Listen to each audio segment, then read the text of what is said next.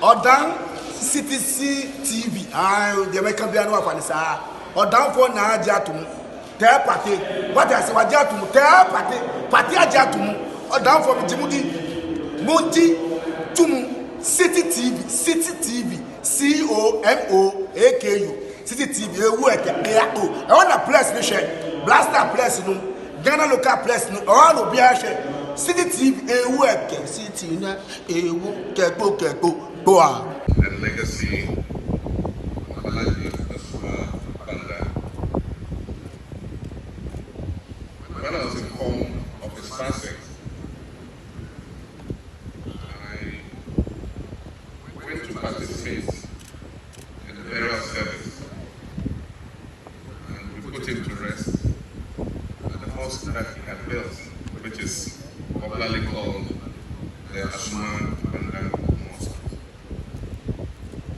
At that burial, I announced that Alhaji was a very great man, and the state would honor him with a funeral. And so this is the state funeral to honor the legacy of a great Ghanaian, Alhaji Banda. It is not exclusive, and it does not take away the right of any member of the family to organize a funeral in honor of the late Alhaji. Alhaji was a great man.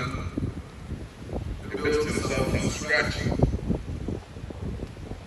and rose to very great heights, which made him a wealthy man, but at the same time contributed enormously to his nation, both politically and business-wise.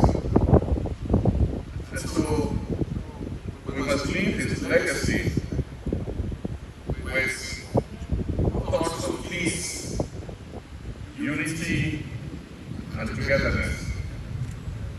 And so sometimes the disagreements that bubble up into the media space, even before he died and after he died, do not do honor to this one. So I plead and appeal to the family. Let us remember Alhaji Banda as a great man that he was. Let's not diminish his stature with the petty disagreements that occasionally come to the surface.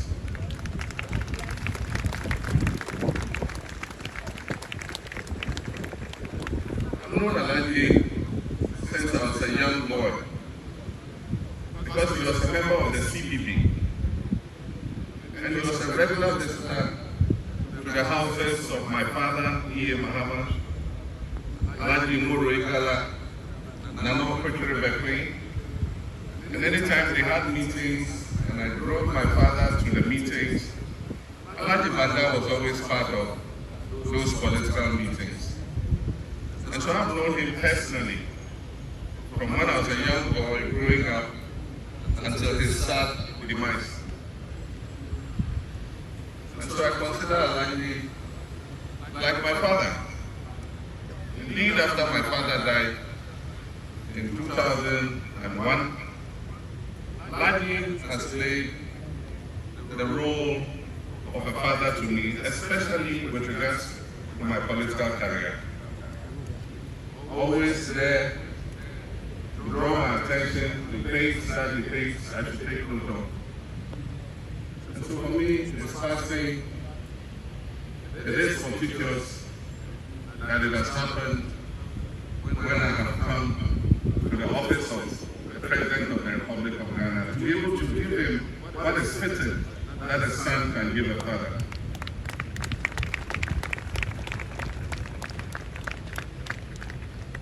His biography is in the tribute book.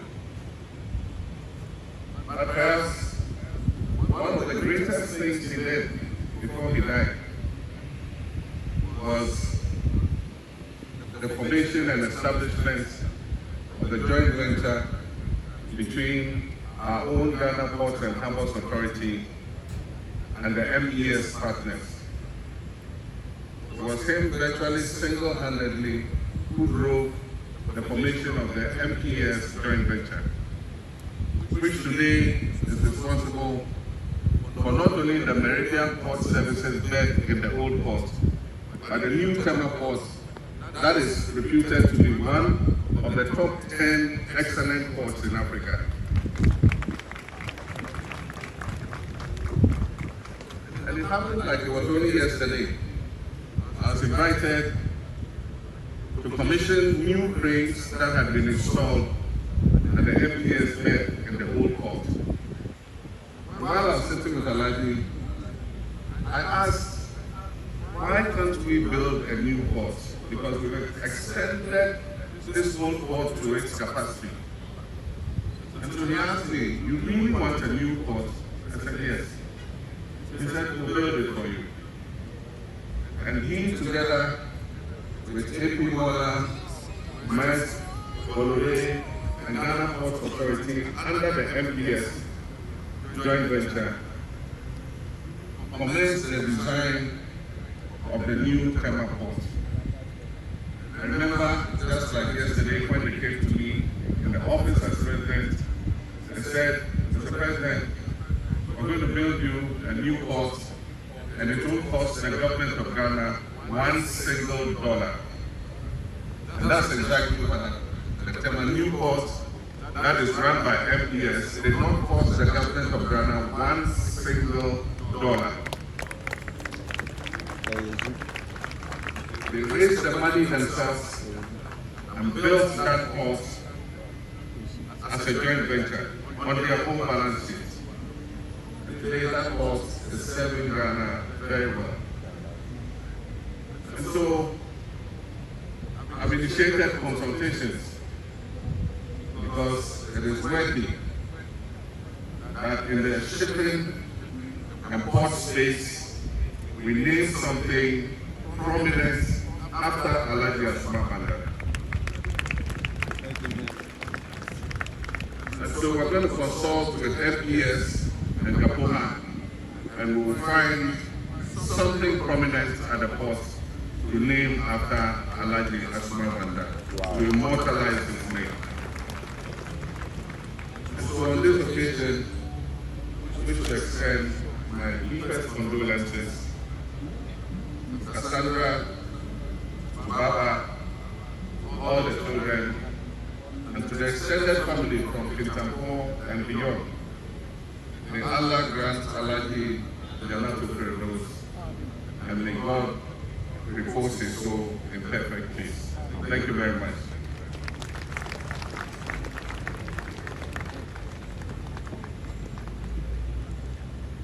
Of Alhaji Asma Abu Banda's life. A legacy built not on privilege, but on resilience, determination, and hard work. From humble beginnings as a cattle herder to becoming one of Ghana's most revered business modes, his story is an endearing source of inspiration. He exemplifies how perseverance and unyielding commitment to excellence can propel an individual from obscurity to global prominence. Born on the 21st of June 1933 in Kintampo, Alhaji Banda's origins were modest. As the only child of Alhaji Abu Banda and Madam Ajara Banda, despite having 4 wives and 14 children, he learned early value of hard work and sacrifice. His education began in Kintampo at a primary school founded by his father, and in 1948 he moved to Kumasi to attend the renowned Kumasi Government Boys School. These early experiences not only laid the foundations for his academic journey, but also instilled in him the resilience that would define his future and honor his lineage.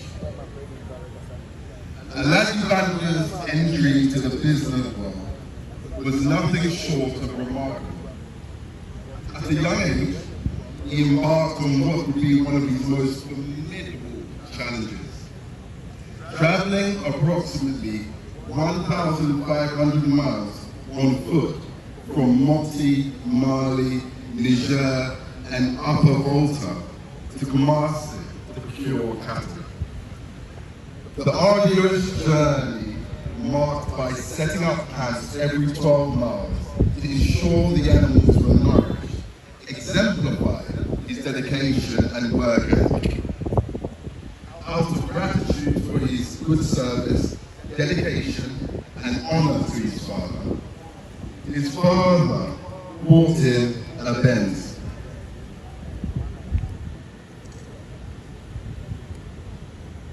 In a bid to develop himself in the early 30s, he sold the Benz, and with the proceeds accumulated, he journeyed to London in 1960 to further his education. He enrolled at Banda and Tooting College of Commerce, now West London University, where he earned a diploma in marketing and sales management. His career trajectory took a pivotal turn when he joined ICI in London as a director overseeing Africa and the Middle East. Within 5 years, he advanced to the position of marketing manager for his renowned British company. However, after his distinguished tenure at ICI, he felt the time had come to move on. Armed with experience and tenacious spirit, he ventured into private enterprise in 1965 with his Zambian colleague from Banda and Tooting College of Commerce. This business bloomed and became one of the best procurement agencies for the government, marking the beginning of Alhaji Banda's business and entrepreneurial career. In 1975, through a strategic partnership and track group of companies, he established a shipping agency to undertake stevedoring in a bid to become a support system for shipping lines. Amtrak Group became a frontline and chartered ship to carry cargo from West Africa, a venture that laid the groundwork for Alhaji's rise as a shipping man. Alhaji Banda's business acumen was legendary. He went on to acquire Hotel, an enterprise that expanded its operations across